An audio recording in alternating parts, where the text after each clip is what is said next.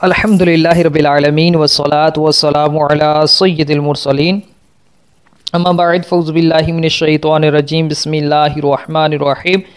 الصلاة والسلام علیک یا رسول اللہ وعلی آلک واصحابک یا حبیب اللہ الصلاة والسلام علیک یا نبی اللہ وعلی آلک واصحابک یا نور اللہ۔ روزے کے شرعی مسائل کا آج ہمارا پارٹ نمبر 8 ہے، اور پہلے کی طرح آج بھی ہمارے درس کا حصہ 10 سوال و جواب پر مشتمل ہے۔ سب سے پہلا سوال یہ ہے کہ سحری کے وقت دیکھا یہ گیا ہے کہ مسلمانوں کو سحری کے واسطے اٹھانے کے لیے ڈھول بجایا جاتا ہے، تو یہ ڈھول بجانا کیسا ہے؟ تو اس کا جواب یہ ہے کہ سحری کے وقت مسلمانوں کو اٹھانے کے لیے جو ڈھول بجایا جاتا ہے، چونکہ یہ اسی طرز پر بجایا جاتا ہے کہ جس طرح شادیوں وغیرہ پر بجایا جاتا ہے، اور اس کو ایک ثواب سمجھا جاتا ہے، تو یاد رکھیں یہ ثواب ہرگز نہیں ہے، بلکہ لوگوں کو سحری کے لیے اٹھانے کی غرض سے ڈھول بجانا یہ ناجائز و گناہ ہے، جیسا کہ حبیب الفتاوی جلد 2 میں مذکور ہے۔ دوسرا سوال یہ ہے کہ روزے کی حالت میں عورتوں کے لیے دنداسہ یعنی مسی استعمال کرنا کیسا ہے؟ تو یاد رہے کہ اگر دنداسے کو استعمال کرنے کی وجہ سے دنداسے کا کوئی جزء حلق سے نیچے اتر گیا اور حلق میں اس کا مزہ محسوس ہوا، ذائقہ محسوس ہوا، اس کی کڑواہٹ محسوس ہوئی، اور عورت کو روزہ دار ہونا بھی یاد ہوا، تو اب تو عورت کا روزہ ہی ٹوٹ جائے گا، اور اس صورت میں کفارہ تو واجب نہیں ہوگا لیکن قضا لازم ہوگی۔ اور اگر کوئی عورت مکمل احتیاط کے ساتھ وہ دنداسہ کرتی ہے کہ دنداسے کا کوئی جزء حلق سے نیچے نہیں اترتا، تو اس سے روزہ تو نہیں ٹوٹے گا، لیکن چونکہ یہ ایک ذائقہ دار چیز ہے تو اس لیے روزے کی حالت میں بغیر ضرورت صحیحہ کے دنداسہ کرنا، مسی کرنا، یہ شرعاً ناپسندیدہ عمل ہے، یعنی شریعت کو ناپسند ہے، مکروہ تنزیہی ہے، البتہ ناجائز و گناہ نہیں ہے۔ تو حتی الامکان روزے کی حالت میں دنداسہ استعمال کرنے سے بچنا چاہیے۔ تیسرا سوال یہ ہے کہ کیا رمضان المبارک کی راتوں میں ہم بستری کرنا جائز ہے؟ جواب یہ ہے کہ رمضان المبارک کی راتوں میں اپنی بیوی سے ہم بستری کرنا بالکل جائز ہے، جیسا کہ پارہ 2 سورۃ البقرہ کی آیت نمبر 187 سے ثابت ہے۔ چوتھا سوال یہ ہے کہ کیا بھول کر کھانے پینے اور ہم بستری کرنے سے روزہ ٹوٹ جاتا ہے؟ تو جواب یہ ہے کہ بھول کر کھانے سے، پینے سے یا ہم بستری کرنے سے روزہ نہیں ٹوٹتا، جیسا کہ صحیح مسلم شریف کی حدیث نمبر 1155 سے ثابت ہے۔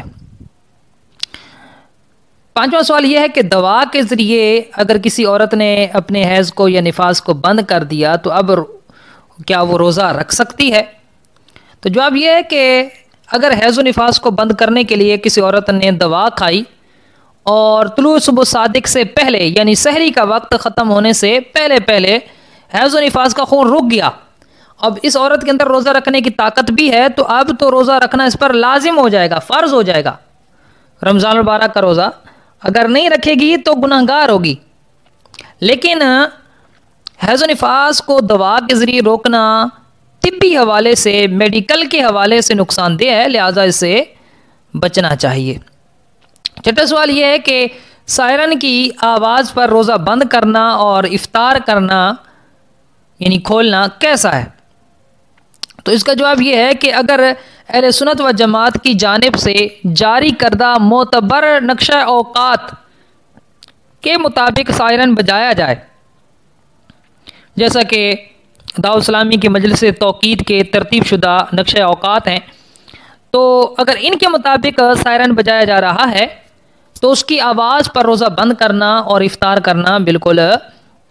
جائز ہے، لیکن وقت جب ہو جائے سحری کا، مطلب سحری بند ہونے کا، تو پھر سائرن کا انتظار نہ کیا جائے یا اذان کو نہ دیکھا جائے۔ اذان میں تو بالکل نہیں کرنا چاہیے، چونکہ اذان اس وقت دی جاتی ہے جب فجر کا وقت داخل ہو چکا ہوتا ہے، سحری کا وقت ختم ہو چکا ہوتا ہے، اور سحرن کا بھی انتظار نہیں کرنا چاہیے، بلکہ جو آپ کے پاس اہل سنت کے ترتیب شدہ سیر افطار کے نقشے ہیں انہی کے مطابق جیسے ٹائم ہو تو، بلکہ بہتر تو یہ ہے کہ سحری میں 4-5 منٹ پہلے ہی روزہ بند کر لیں۔ اسی طرح افطاری میں بھی جو ہے وہ انتظار نہیں کرنا چاہیے سحرن یا اذان وغیرہ کا، جیسے وقت پورا ہے تو آپ روزہ چھوڑ سکتے ہیں۔ 7واں سوال یہ ہے کہ اگر ایئر فریشر کے ذریعے مسجد یا کمرے میں چھڑکاؤ کیا گیا ہو تو کیا اس کو سونگھنے سے روزہ ٹوٹ جاتا ہے؟ تو اس کا جواب یہ ہے کہ اگر ایئر فریشر کے ذریعے مسجد میں چھڑکاؤ کیا گیا ہے یا کسی کمرے میں کیا گیا ہے تو اس کو سونگھنے سے روزہ نہیں ٹوٹتا۔ البتہ اگر کوئی ایئر فریشر کو اپنے ناک پر چھڑک دیتا ہے اور پھر سونگھتا ہے تو اب اس کا روزہ ٹوٹ جائے گا۔ 8واں سوال یہ ہے کہ اگر کوئی سعودی عرب میں رمضان المبارک کے روزے پورے کر کے عید کا چاند دیکھ کر پاکستان آئے اور پاکستان میں ایک روزہ باقی ہو تو کیا حکم ہے؟ تو اس کا جواب یہ ہے کہ اگر کوئی سعودی عرب میں رمضان المبارک کے روزے پورے کر کے عید کا چاند دیکھ کر پاکستان آئے اور پاکستان میں ایک روزہ باقی ہو تو وہ پاکستانیوں کے ساتھ ایک روزہ مزید رکھے گا۔ اور یہ جو ہے قرآن پاک پارہ 2 سورۃ البقرہ کے آیت نمبر 185 سے بھی ثابت ہے، اور جامع ترمذی شریف کی حدیث نمبر 697 سے بھی ثابت ہے، سنن ابو داؤد شریف سے کی حدیث سے بھی ثابت ہے، اور فتاوی یورپ میں بھی اس طرح کا مسئلہ موجود ہے، تفہیم المسائل میں بھی اس طرح کا مسئلہ موجود ہے۔ اچھا، اس کا ہم برعکس کرتے ہیں کہ اگر کوئی یہاں سے روزہ رکھ کر سعودیہ جاتا ہے، ابھی یہاں پر 28 روزے رکھے ہیں، جب وہ سعودیہ پہنچا تو وہاں پر تو عید تھی صبح، اب وہ کیا کرے کہ 29 روزے، کیونکہ یا تو روزے 29 ہوتے ہیں یا 30 ہوتے ہیں، اب یہ کیا کرے گا کہ وہاں پر عید کرے گا یا روزہ رکھے گا؟ تو اب حکم یہ ہے کہ وہ وہاں پر عید کرے، کیونکہ وہ حدیث مبارکہ کا مفہوم ہے کہ جہاں جو ہے وہ لوگ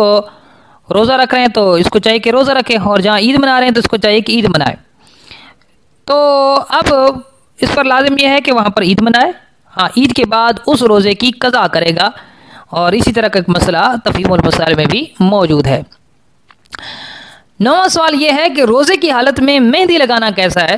تو یاد رہے کہ روزے کی حالت میں مہندی لگانا بالکل جائز ہے، اس سے روزے پر کوئی حرج، کوئی اثر نہیں پڑتا، جیسا کہ فتاوی بریلی شریف میں موجود ہے۔ اور 10واں سوال یہ ہے کہ روزے کی حالت میں شیو کروانا کیسا ہے؟ تو روزے کی حالت میں شیو کروانے سے روزہ نہیں ٹوٹتا، مگر شیو کروانا روزے کے علاوہ بھی ناجائز و گناہ ہے اور منع ہے، اور روزے کی حالت میں تو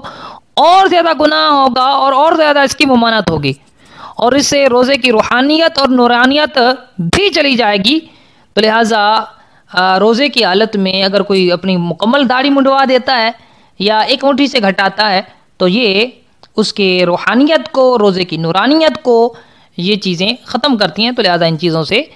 بچنا چاہیے۔ روزے کے علاوہ بھی بچنے کا حکم ہے، روزے کی حالت میں بدرجہ اولا بچنے کا حکم ہے۔ اللہ تبارک و تعالیٰ کی بارگاہ میں دعا ہے کہ اللہ تبارک و تعالیٰ اسی طرح ہمیں علم دین ذوق و شوق کے ساتھ سیکھنے کی توفیق عطا فرمائے، اور ماہ رمضان المبارک کے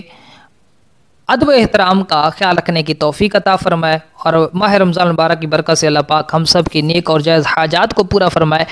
آمین بجاہ نبی الامین صلی اللہ علیہ وآلہ وسلم۔